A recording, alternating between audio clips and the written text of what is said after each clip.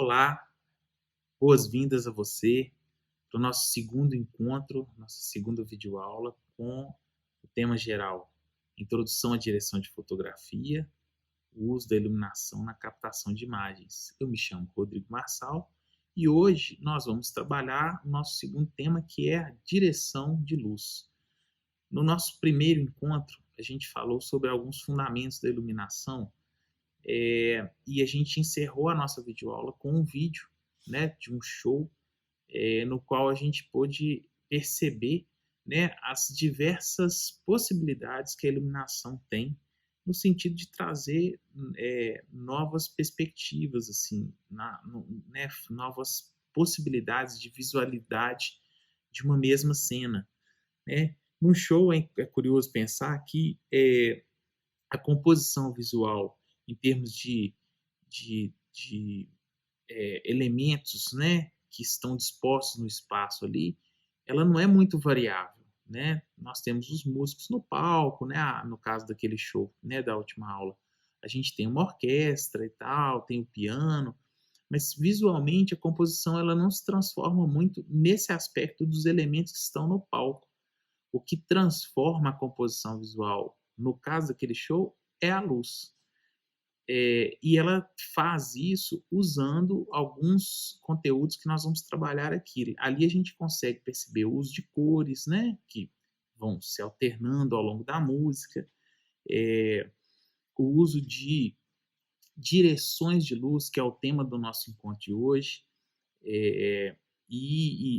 o uso das dinâmicas de mudança de luz, né, são vários elementos utilizados ali para poder construir aquela imagem. Obviamente, aquilo é um show, né? Existe uma preocupação muito com o público que está ali assistindo ao show, e aí as questões de proporção, de escala, de distância que o espectador está do palco, né? Influenciam todas as escolhas que são feitas no sentido da composição visual. Quando a gente parte para uma experiência de audiovisual, são outros parâmetros, outras escalas, outras proporções que têm que ser levadas em consideração, né? E aí tudo vai depender do que você quer causar com o seu vídeo, né? Que talvez seja um pouco o tema é, do nosso encontro também de hoje. Primeiramente, o que eu queria trazer para vocês, inclusive, né, relacionado a essa coisa do que você quer causar de impressão naquele que vai ver o seu vídeo ou no seu público-alvo, é um conceito que é da informática e que eu apropriei, né, para a luz. Inclusive, existem softwares que receberam esse nome, né, que é o conceito de WYSIWYG. WYSIWYG é uma sigla do inglês que significa What you see is what you get. Traduzindo para o português, aquilo que você vê é aquilo que você terá. Existe um programa de iluminação, um software de iluminação que se chama WYSIWYG, mas isso é um conceito. E esse conceito, ele diz respeito à possibilidade de você ter um programa no qual você consegue compor na tela do computador, e quando você imprime aquilo ali, ou você materializa aquilo que você fez no computador, ele vai ser exatamente igual ao que você viu no computador. Um exemplo, um documento de Word. Quando você, né, digita ali o seu texto, você vê na tela do computador exatamente como ele vai ficar quando você imprimir, né?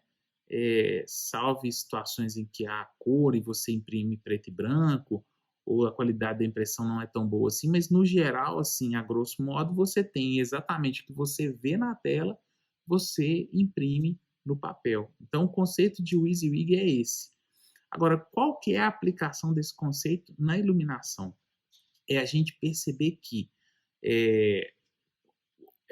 a gente pensar no exercício de pensar como nós queremos a luz e materializarmos essa luz na hora de, né, fazer a nossa composição visual. E nesse sentido, os dois assuntos do encontro de hoje, né, o WYSIWYG e as direções de luz, eles têm uma relação muito próxima, porque para você poder pensar a luz, você precisa também conhecer esses conceitos de direção de luz, para que você possa decidir o que você quer usar na sua composição visual, né? Lembrando que essas composições, elas vão te dar impressões diferentes, vão causar sensações diferentes, vão te ajudar, né, a atingir o objetivo que você quer com aquela composição visual, né? E aí isso é muito importante, assim, nessas videoaulas eu não pretendo ensinar como é que você faz uma luz para uma cena de suspense, ou como é que você faz uma luz para uma videoaula, né? Na verdade, é você que precisa entender o que você quer. Eu poderia optar por trabalhar com uma luz é, é, é, é, mais colorida, né? Mas não é a minha intenção nessa videoaula provocar esse tipo de sensação no espectador. Então, consequentemente, eu fiz uma outra escolha que eu acho que com o tempo vocês vão começar a entender a partir desse conteúdo que nós vamos trabalhar, que são as direções de luz. Bom, direção de luz. Direção de luz, gente, tem a ver com o posicionamento que nós colocamos o equipamento que vai iluminar, né, o quadro visual. Queria que vocês vissem esse vídeo agora para exemplificar.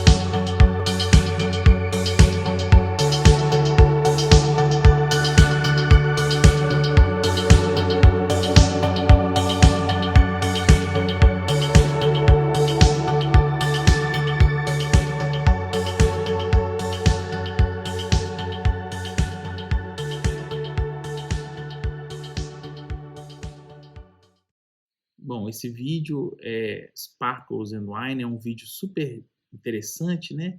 Porque a gente percebe uma mesma pessoa sendo iluminada por diversas direções diferentes e cores também, né?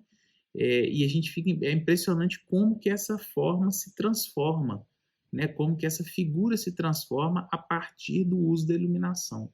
Essa reflexão que eu queria propor para vocês, né? A direção de luz, ela pode transformar uma imagem. Quais são as direções de luz principais, né?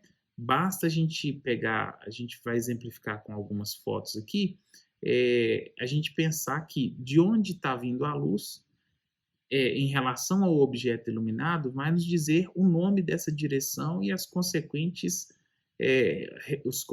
resultados visuais.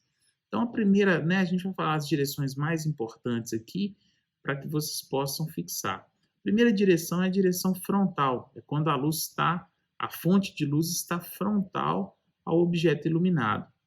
E aí é importante a gente pensar o seguinte: quanto mais próxima à altura do olho essa luz está, mais chapada, mais. Quando a gente fala que uma luz está chapada, é porque ela faz com que você perca um pouco essa sensação de profundidade. É uma luz que ela acaba fazendo as coisas ficarem muito bidimensionais, ou seja, não é só com altura e largura, e você perde a terceira dimensão, que seria a profundidade. E também ela tende a ser uma luz que vai estourar mais na sua câmera. Então, as coisas que são mais claras, né, elas tendem a ficar estouradas. Eh, então a luz frontal, ela é muito boa, porque ela revela detalhes. Por exemplo, se vocês perceberem, eu estou usando uma luz frontal aqui nesse vídeo, e quase você não percebe sombra no meu rosto, né. Se eu estivesse usando um outro tipo de luz, eventualmente eu poderia ter algum tipo de sombra. Mas como aqui é uma videoaula, eu acho que, tem uma questão da gente, manter o foco do aluno, do espectador, né. Uma luz frontal, ela vai nos favorecer nesse sentido, porque a gente precisa que a comunicação funcione bem, que a gente consiga prender a atenção da pessoa que está assistindo. Então, deixar alguma coisa obscura pode não ser um bom caminho, né. E aí é importante pensar, gente, não existem regras absolutas nesse caso não. Às vezes uma escolha, aparentemente estranha vai funcionar também, né. Às vezes uma outra direção de luz. Então a direção de luz frontal é essa, seguindo, né, se a gente for seguindo o sentido de aproximar a fonte de luz do objeto iluminado, a próxima direção de luz que a gente teria é a direção de luz a pino, que é quando a fonte de luz está exatamente em cima do objeto iluminado. É uma direção de luz que ajuda muito na questão da profundidade, você consegue perceber um pouco mais a volumetria. Por outro lado, é uma direção de luz que tende a gerar mais sombras. Então, quando você precisa, às vezes, criar uma sensação de suspense e tal, ela pode ser interessante, porque ela não vai revelar tanto as formas do rosto, por exemplo, né? Ela vai dar mais formas do corpo, da volumetria, mas você não vai perceber com tanta distinção os detalhes, porque eles vão ficar um pouco sombreados e tudo mais. Mas é uma direção de luz interessante de ser trabalhada. Se a gente continuar seguindo com a fonte de luz indo para trás do objeto iluminado, aí nós vamos ter já o contraluz, né? A luz de contra, que é essa luz que está por trás do objeto iluminado e, mais uma vez, também favorece a volumetria.